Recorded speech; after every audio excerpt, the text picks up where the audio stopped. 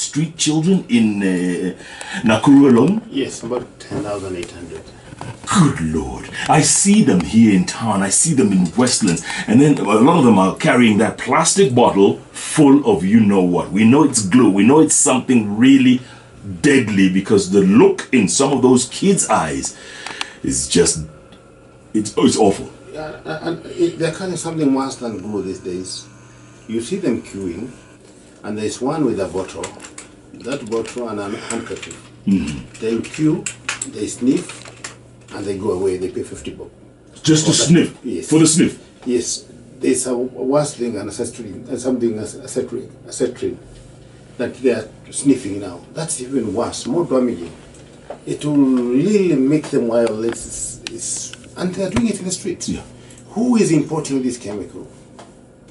I understand there's a certain man, a Kenyan of Asian origin, who imports and goes through the KRI systems and for industrial use and so forth and so on. And we have talked about it in very many times. The glue sniffers are children, our children. In actual fact, if somebody could come and do volunteer, like Minister of Health, and do the DNA typing, yeah. And we have all the leaders here, police officers, politicians, name it, you'll be surprised. Most of them are their relatives who are there. So they are brainy people. And when you allow such criminal mind to develop to adulthood in the street, then you can be sure that even those who live in Muthaiga and Karen and other affluent places, they are not safe. They're not safe. They're not safe at all. And even, I was talking before the break, I said drugs like cocaine and heroin yes. are on the streets. And in Kenya, by the way, you know, most people are talking about the mercury and copper. Yeah. The real stuff is what is never reported. What was inside that sugar hidden somewhere. Only KRA and those guys would know about it. There is real mess. I've been following the story from Peru. Yes. And the amount of drugs coming in. The story is from Pakistan. And the amount of drugs coming to Kenya. How come nobody sane is able to pinpoint and say that this sugar consignment, other than just having copper and mercury as alleged, can we also know who are the importers? What was the connection? It is something we are not being told. Because my suspicion, and I can't be far from right, is that confusion was used to bring in big hauls of drugs. That's why you're seeing people who normally can't afford heroin, cocaine are not affording it. Yeah. I said I was, before the break, I went to Accra Road, Du Bois, Luthuri, and all those places. People are being injected in the open, and there are police officers there, the intelligence officers there. Intelligence are having now this year, I understand, a budget of 30 billion shilling. Yeah. Poor Nakada might be having slightly under $500 million. I've not spoken to the chair there, but I know that's what I should be carrying out. And it's happening in the open? It's open. It's in the open. I was there. Don't mind they stole my wheel caps. Yeah, to buy more drugs. To buy more drugs, yes. But I was there. It's not what I was told. I drove there. And I walked through. So, I saw it. Are you saying we dropped the ball? Have we lost this war? On drugs, unfortunately, we have lost it. We need martial law. Martial law comes in like they're doing now in Peru. Anybody who has wealth associated with the drugs, you lose the property. That's the law. Just like that? Just like that. If it's a hotel, if it is a car, whatever it is, you get all those assets and make them available, not to the government, but to the youth of this country. Let them utilize them well. People who can't afford rent and happen to be around, say Nairobi, and there are so many buildings here which are built through that kind of thing. Yes. That those youth should be interviewed, learning their own genuine business, little business like IT or whatever they're doing. Low rent, so that we have those assets back and try to bring back our youth. That's my view. Tell me something, Chairman. The schools being burned. And now, I mean, it's like frequency. It's like the season now. For some unfortunate reason, it's like the season. Could these kids, some of them, be on drugs? Could they be on high on alcohol? I refer to some studies by Nakada, and we found out in most cases 50% of the students have been exposed to one form of a drug or another. 50%. And I can tell you, let's not go around blaming this or that one. These kids are on drugs. Simple, clear.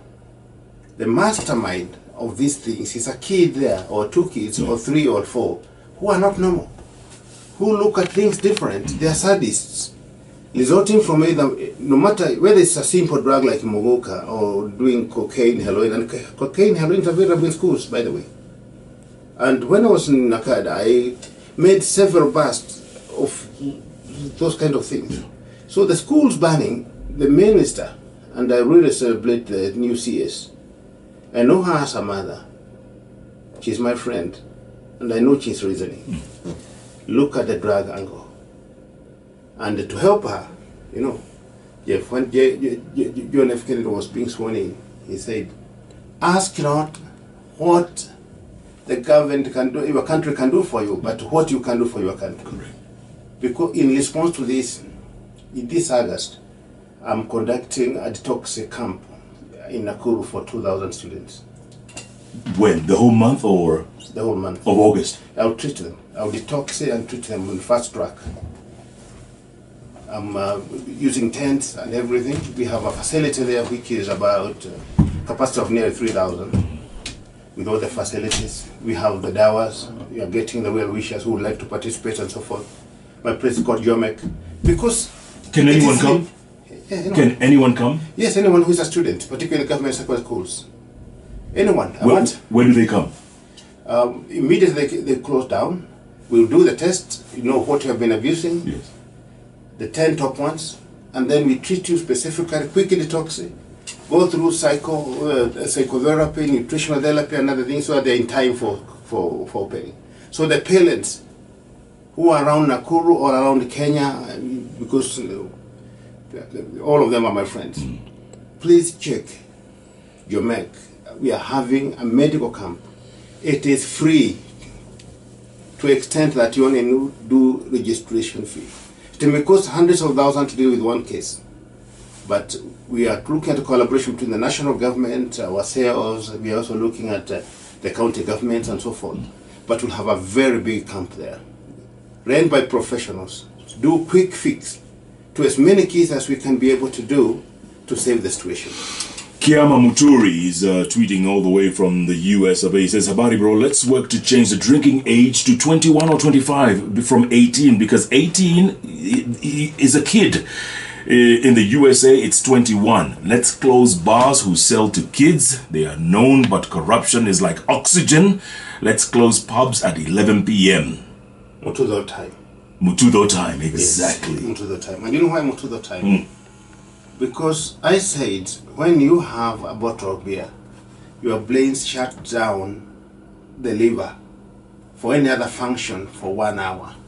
We found out Kenyans drinking 24 hours round the clock. So simply the livers are not functioning. So it was found prudent that we opened the bars at 11 because of these people who live deadheads.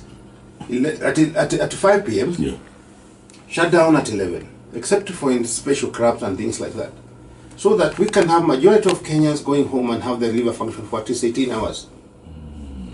Because there are little situations where you see the youth in thousands, in millions cannot even produce young ones. The labor was lost and so forth and so on. So I support it. We should go the US way. I tried to amend the law many times before they kicked me out of parliament to 21. And I still believe that's the way to go, from 18 to 21. In any case, a guy of 18, what alcohol can he afford? He needs some money. Exactly. And what about bars who sell to kids, underage kids? Get them to pay for the damage on the kids, first of all. Make sure they're never licensed again. That's it. If you try to drive a car without brakes, then you should be prepared to come and pay the damages. Absolutely. And that's what the CSS, and we met with one of the CSS here who is around the studios here. That's what they should be concentrating about. Instead of all this saga we keep hearing, corruption, what. The biggest type of corruption I know of is when government officers are hired and cannot do their job. That is corruption. If you are hired to do certain functions which are very well written, if you are a governor, for instance, and you have that 14 functions and you cannot even perform 8 of those or even 3 of those functions, that's corruption. Dr. Alfred Letemere says, mbona Mututho amenyamaza sana, azunguki kama kitambo, mwambie arudi Taveta. I would, if I was in Nakada, and I would tell the governor to invite me. Yes. I'll come. Who's that? Samboja? I think it's Samboja. Samboja is somebody who is well known. I also have a lot of friends there around Taveta.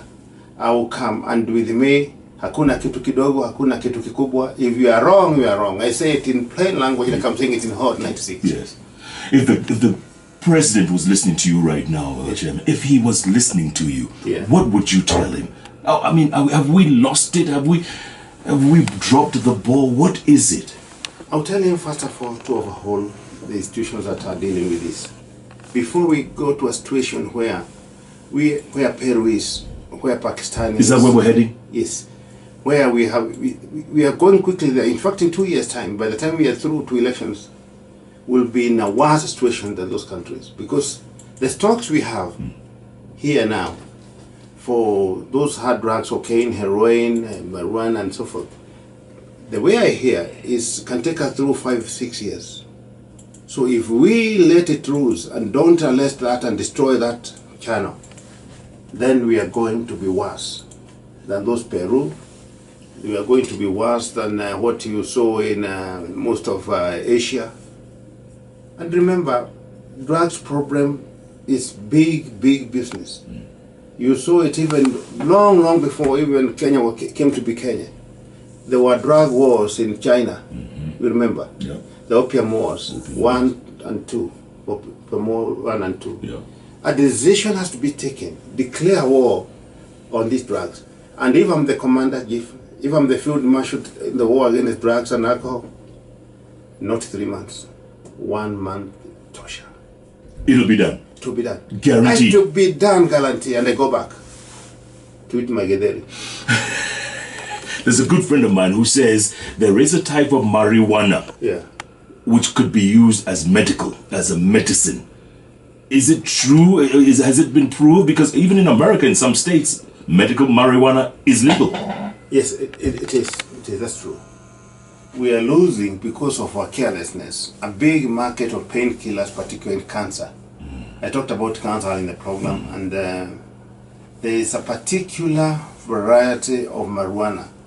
If controlled, if produced under controlled situation, you will going to have a very good painkiller, very advanced painkiller, particularly for terminally ill patients. Some people suffer a lot because they don't have that opportunity to have drugs of that magnitude. But not good for smoking. It's not very good for smoking, that one.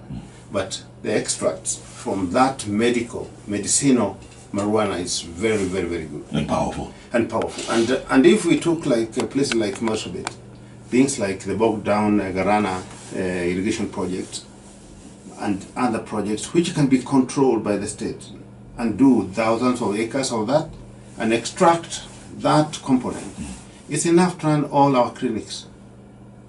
All the Ministry of Health budget, all Ministry of Agriculture budget can be run from extracts from just a few thousand acres of that. Not for smoking, not for narcotic purposes, but for medicinal purposes. Chairman, we've got exactly 2 minutes to go before the top of the hour. Closing thoughts. I hope before my time comes to an end, before I see my sunset, somebody will give me a chance to exploit what I know can be done, particularly to save the youth of this country. I came for this show with one message. The youth must be saved at all costs. Politics or no politics, but the youth must be put back on track and to productive use. I salute you, Jeff. Thank you, sir. Viewers. I appreciate that. John Mututho, folks, former chairman Nakada, still fighting for the youth. Even he's no longer at Nakada, still fighting for the youth. That's his bottom. That's his life's mission. And by the way, if you missed it earlier on, the first and last drink that John Mututho ever had was December 11th, 1974. 2 p.m. at Kagema Bar. This is what we call candid interviews with decision makers.